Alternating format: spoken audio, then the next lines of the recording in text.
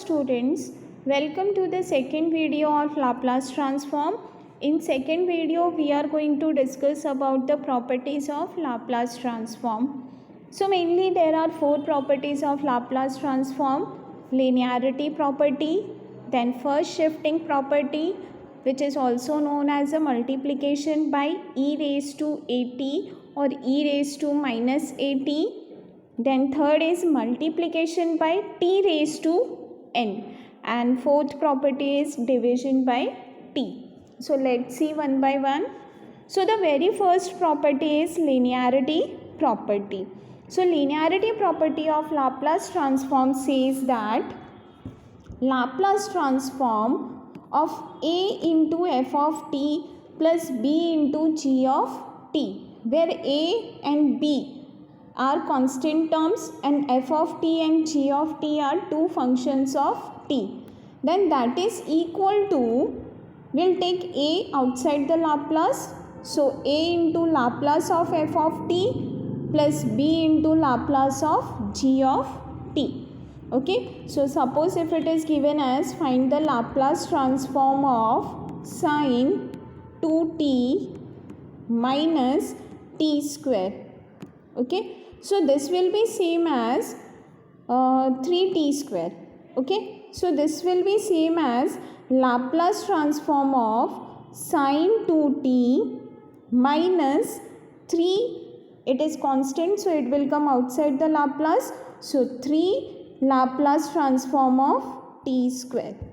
Okay, then we will use the Laplace transform formula, standard formula we are going to apply in this. Okay, so linearity property says that if function is multiplied by a constant, then we can take that constant out from the Laplace transform and we will find the Laplace transform of given function. Then second property is first shifting property, which is also known as a multiplication by e raised to at. This property says that whenever we multiply a function with e raised to at or e raised to minus at, then what we have to do? First we have to take the Laplace transform of function, and then in Laplace transform of that function we are going to use the shifting. That means what? So see here, suppose Laplace transform of e raised to 3t into sine 2t, this is given. Okay, so in this I am going to use the shifting property, first shifting property. That means this function sine 2t is a function, this function is multiplied by a e raised to 3t, means e raised to at. So what I am going to do? First I am going to take the Laplace transform of sine 2t. Okay, now Laplace transform of sine 2t is what? From the standard function we will get Laplace transform as 2 upon s square plus 2 square. Okay, that means Laplace transform is 2 upon s square plus 4. Now after getting this Laplace transform, let me clear. Okay, I am using this side. So Laplace transform is 2 upon s square plus 4. Okay, this is the Laplace transform of sine 2t. Therefore Laplace transform of, this is the Laplace transform of sine 2t. Therefore Laplace transform of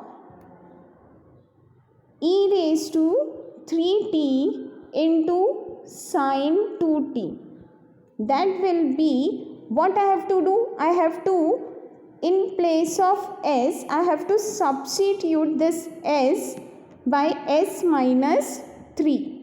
Okay, so by shifting property I can write this as Laplace transform of this will be 2 upon, in place of s I have to do the shifting of s. So shifting of s will be s minus 3 the whole square plus 4. Okay, so this is the Laplace transform of e raised to 3t into sine 2t. Okay, so first shifting means if function is multiplied by either e raised to at or e raised to minus at, in that case first you have to find the Laplace transform of that function, and then in that you have to replace, you have to shift s by s plus a or s minus a. Okay, so that is the shifting property. Now next property is a multiplication by t raised to n. So if we are discussing about the multiplication, if multiplication is given, in that case suppose Laplace transform of t raised to n into f of t is given. Okay, multiplication, we are multiplying f of t by t raised to n. So in that case that is equal to minus 1 raised to n. Then nth order derivative of f of s, where f of s is what? This f of s is Laplace transform of f of t. Okay, if Laplace transform of f of t, this is equal to f of s, then multiplication by t raised to n, that will be minus 1 raised to n, t raised to n. Okay, so if here t square is given, then we have to write minus 1 raised to 2 into d2 upon ds square into this Laplace transform. Okay, so see example, one example is here. I am writing one example. Suppose Laplace transform of t square into cos 3t, this is given. Okay, so the very first step is I have to find the Laplace transform of cos 3t. Now Laplace transform of cos 3t is s upon s square plus k square, so 3 square. So that is equal to s upon s square plus 9. This is the Laplace transform of cos 3t. Now after this is the Laplace transform. Now next is I have to find Laplace transform of t square into cos 3t. That means I have to use this formula, so minus 1 raised to 2 into d2 upon ds square, here n is 2, right, into Laplace. Laplace is what? S upon s square plus 9. Okay, now whenever I have this minus 1 raised to odd number, then sign will be negative. What is the use of this? So use of this part is first sign, whether I will get plus or minus. So whenever I am having minus 1 raised to even number, that means it will give the plus sign, and whenever I have minus 1 raised to odd number, so it will give the minus sign. Okay, so here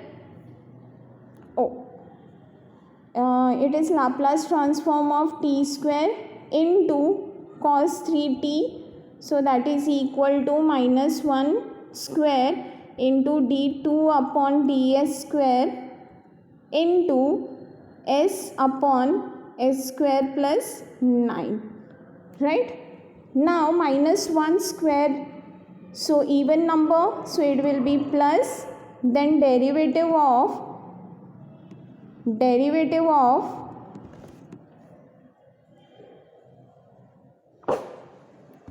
s upon s square plus 9. Okay, double differentiation.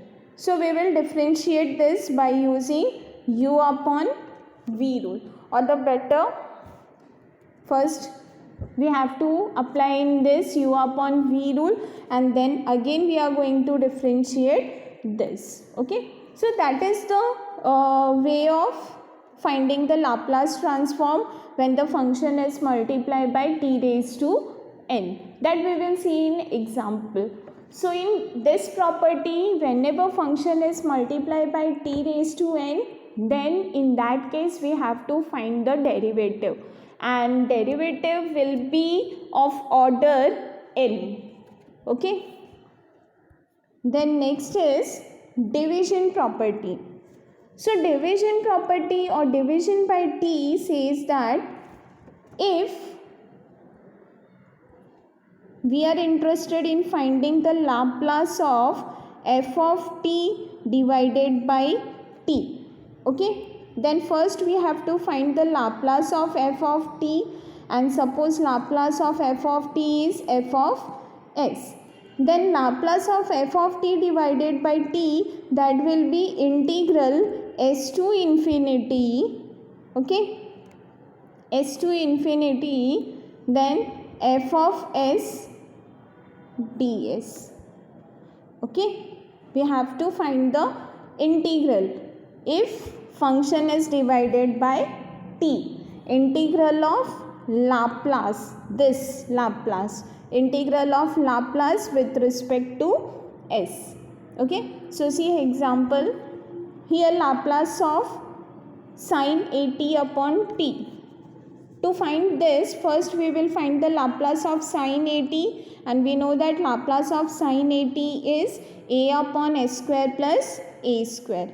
Then Laplace of sin at, Laplace of sin at upon t, that will be integral s to infinity a upon s square plus a square ds. Okay.